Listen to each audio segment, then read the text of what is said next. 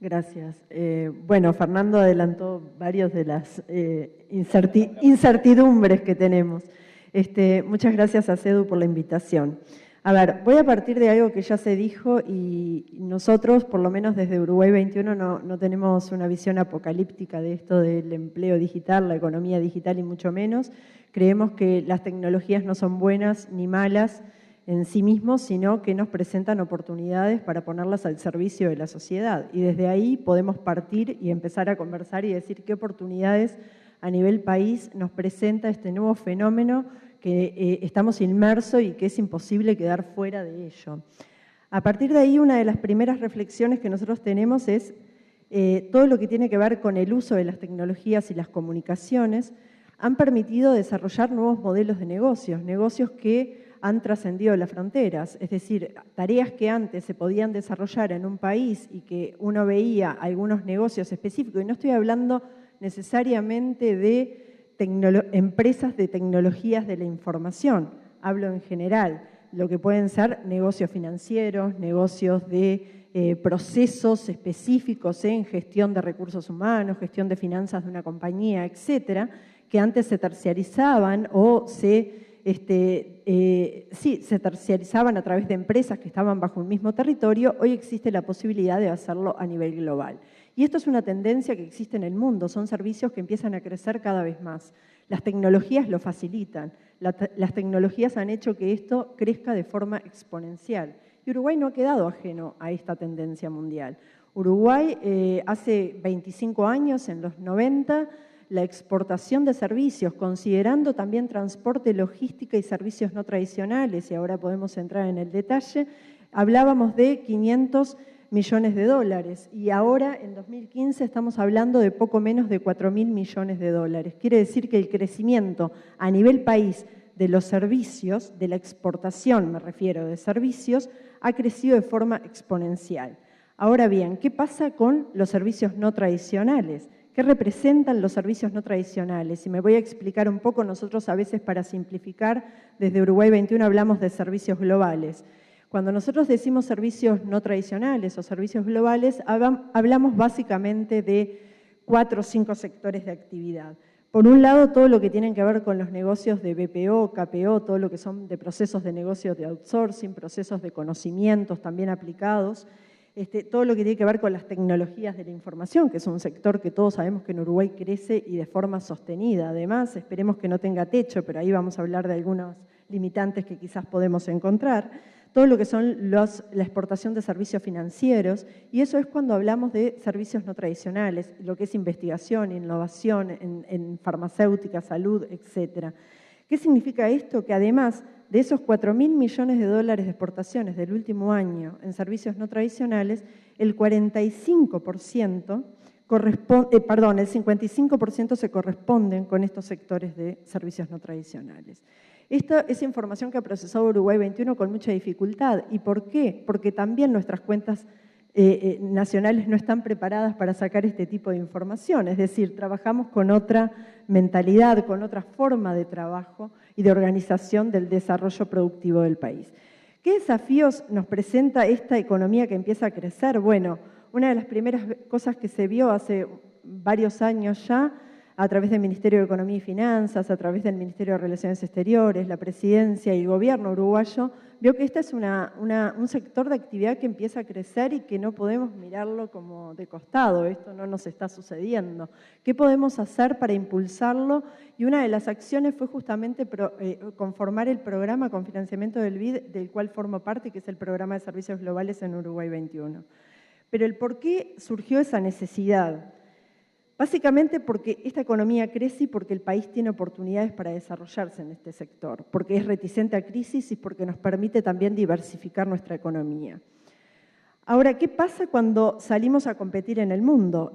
¿Es una oportunidad para los talentos uruguayos? Sí, es una oportunidad. Son empleos decentes, se generan puestos de empleo en las empresas. No estamos hablando de otro formato como puede ser el teletrabajo, que no estoy diciendo que sea empleo no decente. Lo que estoy diciendo es que este tipo de modalidades genera empleo en las empresas. Y en ese caso nos presenta oportunidades como país, pero también nos presenta algunos desafíos para alcanzar los mercados. Y voy a plantear solo 3, pueden haber muchos más. Uno, que somos un país pequeño. Y claramente, o sea, desde que tengo uso de razón, somos 3 millones y poco, y las tendencias, los últimos estudios que se han presentado, es que puede darse un crecimiento más importante de la población, pero que luego en 2050 estaríamos volviendo a los promedios que tenemos actualmente.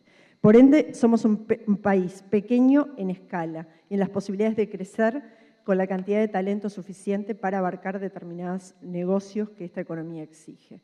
Ahora bien, eso es un problema que tiene distintas posibles soluciones, todas muy discutibles y que podríamos poner perfectamente sobre la mesa a discutir. Otro es que somos un país poco visualizado en el mapa y esa es una realidad. ¿Que nos hace bien cuando Suárez hace un gol? Sí, nos hace bien, nos conocen, nos visualizan. ¿Que nos hacen bien cuando pasan cosas que posicionan a Uruguay en el mapa? También. Pero es verdad que seguimos siendo muy pequeños y en la mayor parte del planeta no nos conocen. Y los esfuerzos por hacer conocer a Uruguay es de toda la sociedad en su conjunto, desde el sector empresarial, todo el sector privado, el gobierno, la sociedad en su conjunto cuando somos innovadores en nuestra forma de pensar y de actuar y de generar nueva legislación y demás. Pero también tenemos competidores fuertes en la región. Y acá creo que es donde más desde Uruguay 21 nos esforzamos por marcar el diferencial. ¿Dónde está nuestro diferencial? ¿Dónde podemos hacer realmente la diferencia? Antes de empezar conversábamos con otros compañeros del panel sobre esto de los competidores de la región. ¿Qué significa? Es verdad que aún muchos de los índices de educación, de salud, de acceso a las tecnologías, etcétera, nos posicionan en la región aún de forma prioritaria, o sea, pueden vernos como un país más atractivos que otros. Pero también detrás de esos índices hay algunas acciones que están llevando adelante los países, se miden a través de categorías muy simples en algunos casos, en otros más complejos, pero si vamos a cuestiones muy básicas, les puedo decir que hay muchos países que tuvieron un crecimiento enorme en los últimos años en algunos de esos índices, y no es por nada, es porque tienen ya políticas implementadas y de largo plazo, y se empezaron a ver los resultados. Entonces, Uruguay empieza a nivelarse con otros países de la región. ¿Porque Uruguay esté mal? No necesariamente, sino porque los competidores empezaron a hacer cosas. Y eso nos deja, en algunos casos, que no, en Uruguay 21, que nos toca, no a mí específicamente, pero a otros compañeros del programa, salir a mostrar el país y las bondades del país, nos deja a veces en situaciones complicadas para ver qué tipo de índice usar y cómo nos podemos realmente diferenciar en la región y ser atractivos.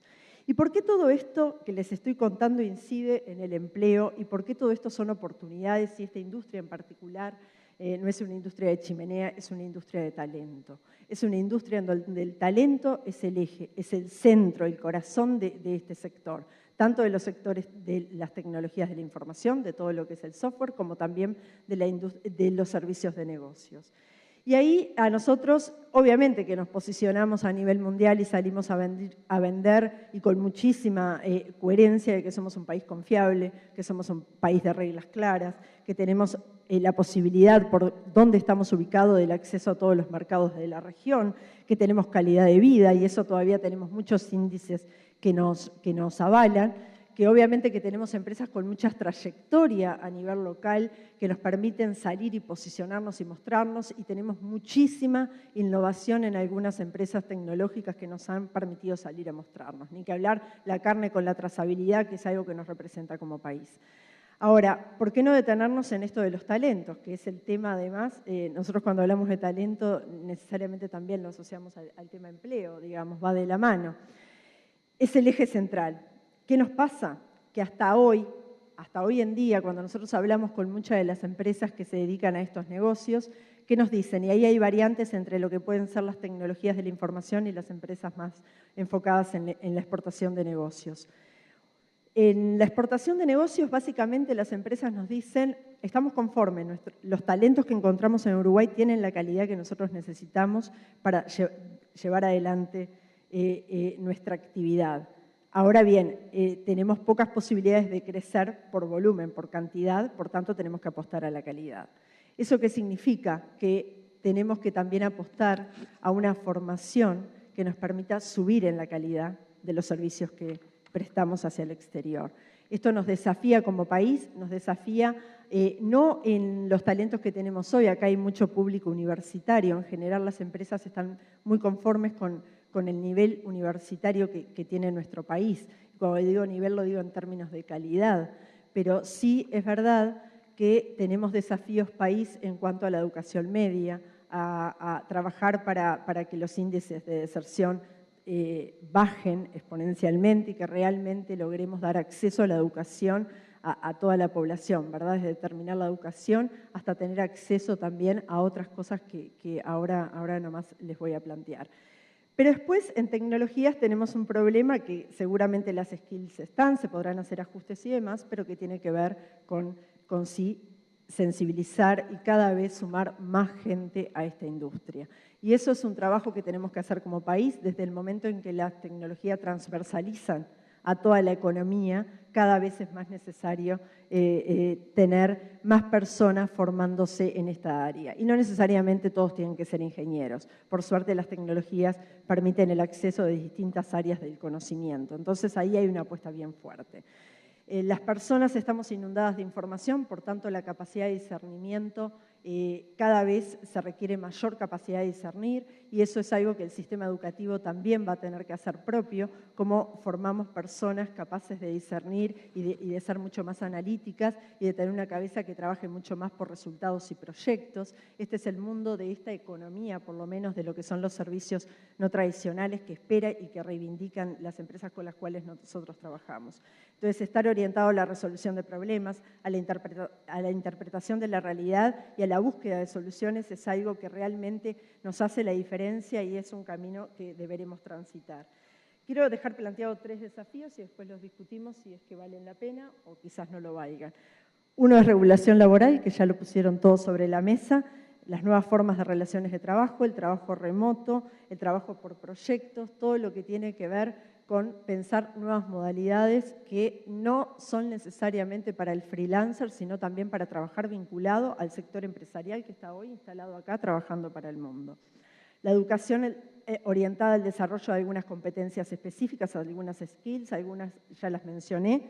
Tenemos un desafío en idiomas que tendríamos que ver cómo lo enfrentamos a nivel país, pero también pensar en sistemas duales de aprendizajes, en todo lo que implica empezar de forma más temprana con prácticas laborales, y eso nos hace bien. Hoy tenemos una ley de empleo juvenil que nos puede permitir transitar hacia ello, pero hay que trabajarla mucho más, hay que ver cómo la acercamos cada vez más, y desde Uruguay 21 ojalá podamos ayudar a hacer un puente con las empresas para que eso suceda, pero sí apostar a una currícula flexible, a modelos dual de aprendizaje, a incorporar el inglés, pero ya no como una optativa, sino como la universalización del inglés desde primaria hasta secundaria, y eso nos va a posicionar desde otro lugar para enfrentar algunos de los negocios globales que tenemos por delante. O sea que el empleo enfrenta desafíos que están de la mano, de forma indisoluble con la educación. Entonces, estos temas vamos a tener que trabajarlos todos juntos, cada uno aportando desde el lugar que les toca. A nosotros desde Uruguay 21 quizás nos toca más levantar las demandas que tienen las empresas y los potenciales inversores y trasladarlos a quienes corresponde. Pero bueno, queremos ser una buena oreja y estar atentos a lo que está pasando en el sector empresarial. Así que bueno, muchas gracias. Gracias, Viviana.